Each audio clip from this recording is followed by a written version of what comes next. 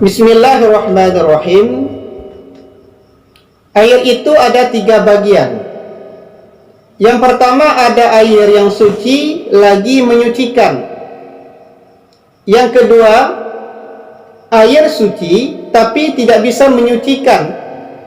Dan yang ketiga ada air najis. Dari ketiga air ini, tentu pertanyaan kita, air yang manakah yang bisa kita jadikan sebagai alat untuk bersuci? Air yang manakah yang bisa kita jadikan sebagai alat untuk berwudu, sebagai alat untuk mandi wajib, atau sebagai alat untuk menghilangkan najis? Ya, insya Allah kita akan pahami pada kesempatan yang mulia ini. Yang pertama kita akan membahas tentang air yang suci lagi menyucikan.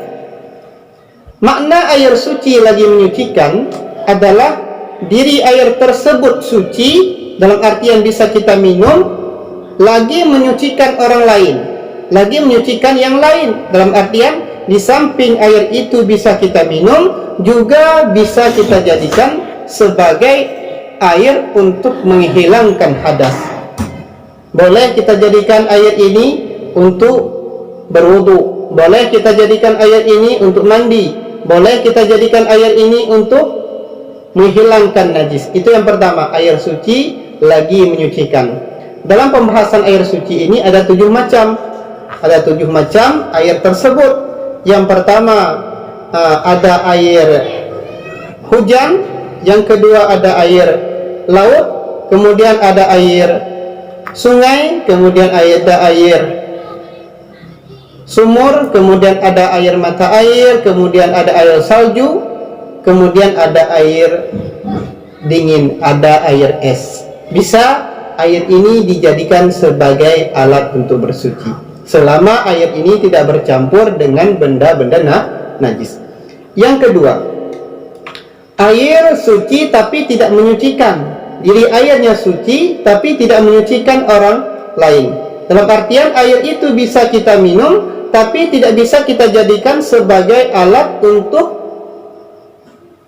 menghilangkan najis. Tidak bisa kita jadikan sebagai alat untuk berwudu, tidak bisa kita jadikan sebagai alat untuk mandi wajib. Apa contohnya? Contohnya salah satunya adalah air kopi.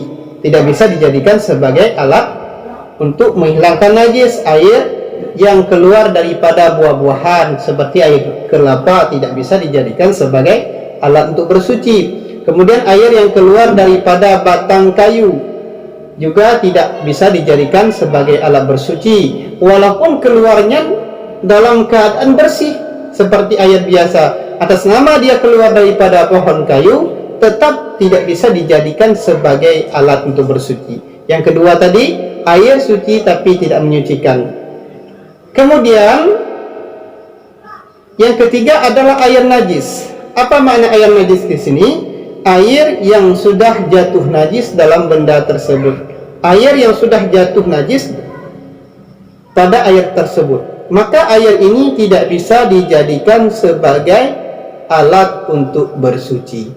Maka air ini tidak bisa dijadikan untuk berwudu, air ini tidak bisa dijadikan untuk mandi wajib, air ini tidak bisa dijadikan sebagai air untuk membersihkan najis. Andaikan sudah terjadi, maka mesti bagi kita mencari air lain untuk membersihkan najis tersebut.